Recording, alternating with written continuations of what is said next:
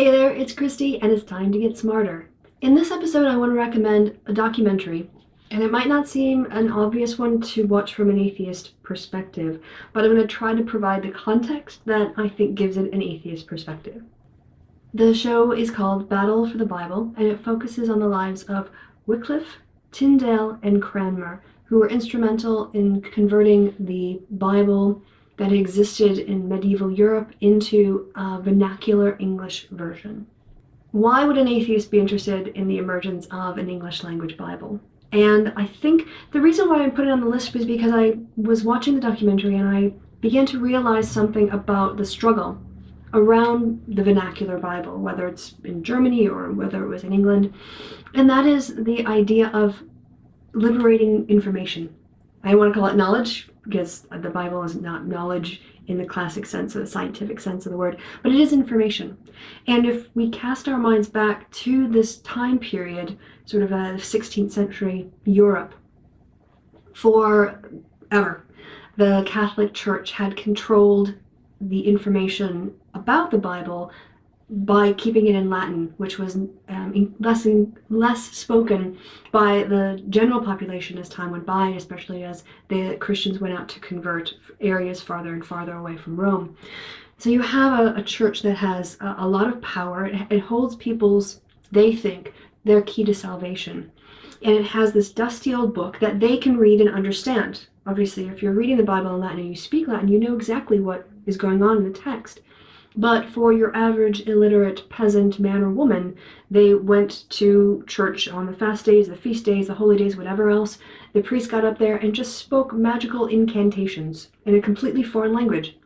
And this language, Latin, has so deeply permeated our culture that even today, when you speak something, if you're going to have a spell in a TV show, they're going to put it in Latin. I mean, that's how much you can think about the link between magical incantations and the Latin language. I think still exists today and was obviously so much more prevalent in medieval times.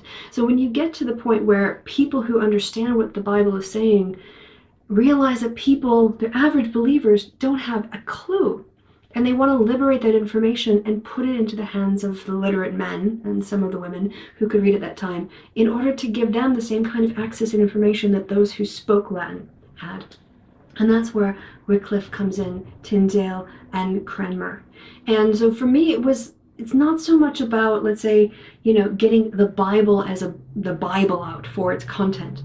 For me, these men are dying for their belief that information should be free, that no one should be able to keep what they claim is vital information in a book that only they can read and only they can understand, and to have to accept that they know better than you how to interpret it. And that is actually quite inspiring, because that first step from translating the text from Latin into English and from Greek versions into English put it in the hands of more people that could then set up what we saw in the movement in the 1800s for historical scholarship on these texts.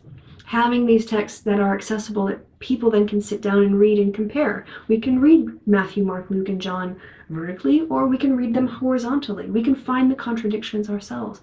And so as much as I disagree, let's say, with the content of what they were fighting about in terms of its usefulness in actually reflecting reality, I really had to admire the dedication of these men and those who struggled with them to get information out, to free what was in the Bible from a very small group of people who wanted to control it, and subversively making it available to wider and wider groups of people so that they could make those decisions themselves.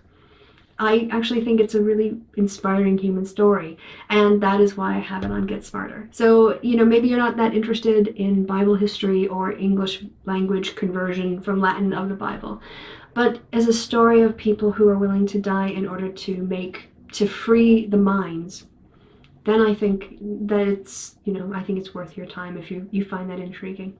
That is going to wrap up this episode of Get Smarter. I just want to thank you for watching to the end of the video, and to say that, as always, I've been Christy.